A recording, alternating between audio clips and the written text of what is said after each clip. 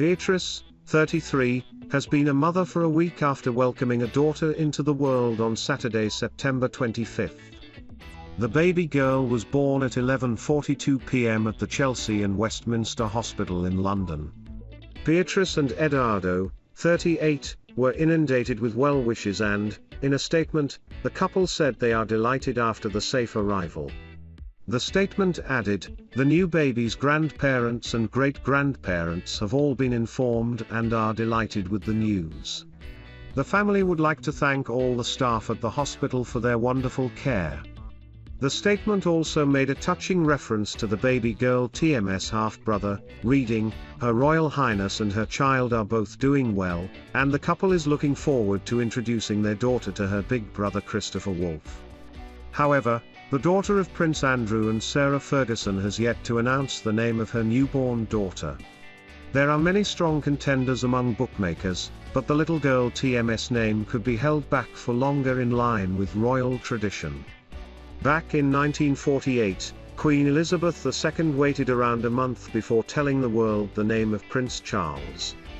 With the Cambridge children, Prince George, Princess Charlotte and the Sussex baby Archie Harrison Mountbatten Windsor, the public had to wait 2 days before finding their respective names. Prince Louis' trademark name was not announced until 4 days after his birth. Prince Andrew and Sarah Ferguson announced Beatrice's name 2 weeks after her arrival. This was as her first choice of name, Annabel, had reportedly been deemed too yuppie by the Queen. Beatrice's sister, Princess Eugenie, waited 11 days before announcing the name of her son, August, born in February 2021. Beatrice's mother, Sarah Ferguson, has already met the new royal baby and is smitten with her granddaughter. A friend of Sarah's told the Daily Mail, "She's got a hint of red. And a hint of gold.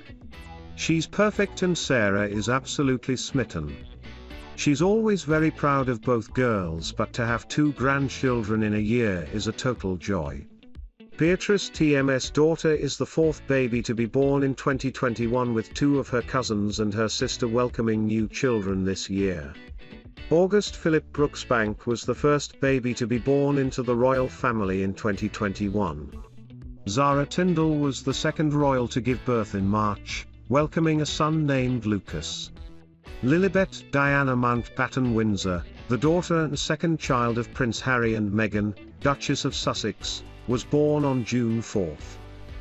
33-year-old and husband Edo Mopelli welcomed their first child together earlier this month, with a young girl becoming the latest royal baby in the firm.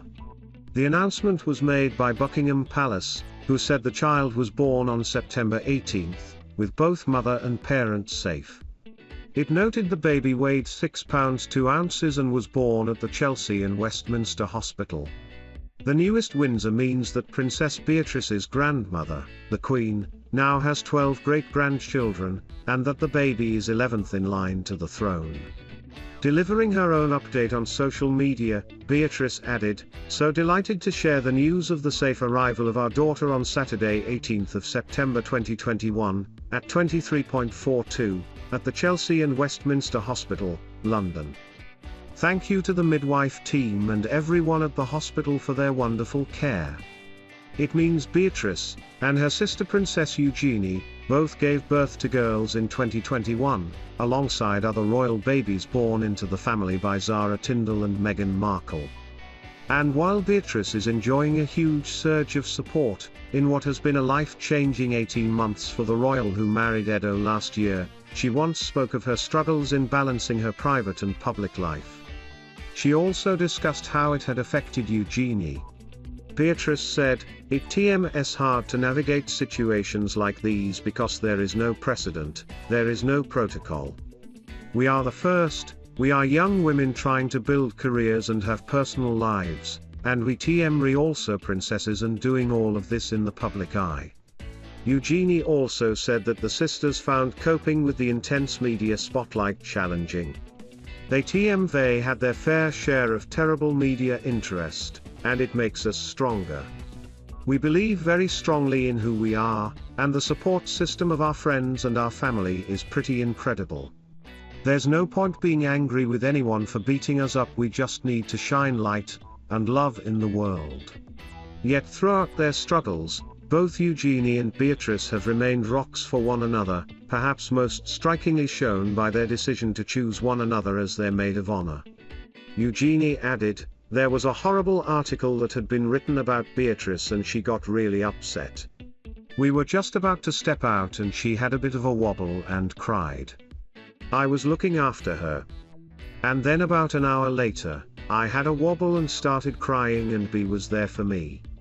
Around 3 years ago, Beatrice and Eugenie delivered a joint speech on stage at We Day Festival to highlight bullying. Beatrice said, "There will be too many moments on this stage today where you will hear stories of bullying.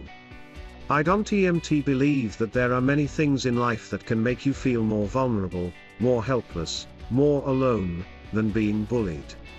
It comes in many forms. We all suffered our fair share along the way. Growing up in the public eye means every embarrassing, slightly awkward growth spurt, or hilarious fashion moment, is published around the world. Together we have laughed, together we have cried. Ultimately though, together we fueled each other as of humor. When stones are being thrown, we reassure each other that people don't often understand how hurtful they can be. This especially in the world we live in today." Queen will be joined at the Balmoral estate by her son and heir Prince Charles next week to mark the beginning of the planting season, coinciding with the official launch of the Queen's Green Canopy, QGC. This nationwide initiative, announced in May, is inviting people to plant a tree for the Jubilee from next month and throughout next year. The goal of the QGC is to create a lasting legacy through a network of trees planted in the sovereign's name in tribute to the record-breaking Queen, celebrating in 2022 her 70th year on the throne. Prince Charles is the patron of this initiative. On the day of the engagement, mother and son will gather with pupils and staff from the nearby Crathy Primary School at the Cricket Pavilion on Her Majesty's Scottish estate. There, the students will be involved in a variety of outdoor activities as part of their QGC Junior Forester Award, offered by the Royal Forestry Society and the Scottish Forestry Society to deepen children's knowledge of the benefit of trees and plants to the environment. At the end of their session, the Queen and Prince Charles will officially mark the beginning of the QGC initiative by planting a copper beech tree. They will later pose with the school children for a group photograph to be added to the QGC's interactive map. This map is a digital record of the green canopy of tree planting projects taking place across the UK in celebration of the upcoming Jubilee. While this tree will be planted to mark the official beginning of the initiative, the first pin to the map has already been added earlier this year, following the announcement of the initiative. Then, Prince Charles and the Queen had met on the grounds of Windsor Great Park to plant a verdun oak. The QGC has taken centre stage this year at the RHS Chelsea Flower Show, where its flagship garden paid tribute to the initiative. David Dodd, the designer of the RHS Queen TMS Green Canopy Garden, told Telegraph Gardening, Her Majesty has planted more than 1,500 trees across the world during her reign, and the royal family strongly advocate the importance of trees as a way of helping preserve our environment. I have built many gardens at RHS Chelsea, but this is the first one I have designed, and I am so passionate about the message of the garden. I really hope it encourages everyone across the country to get involved in tree planting. Schools, as well as community groups, individuals and families, are invited by the QGC to plant trees between next month and March next year, to optimize the chance of trees surviving and flourishing. The Queen hasn't been seen in public since August 9, when she was officially welcomed to Balmoral Castle, with a ceremony taking place on its grounds. But her summer break had started a few days earlier, on July 23. While on her summer break, the Queen was visited by members of her family and had the chance to take a break from royal visits. However, she carried on with her daily duties as a sovereign, including receiving the government's red box. During her stay at Balmoral, the monarch also hosted Prime Minister Boris Johnson for a weekend. And she carried out a private investiture ceremony, as recorded in the court circular last week.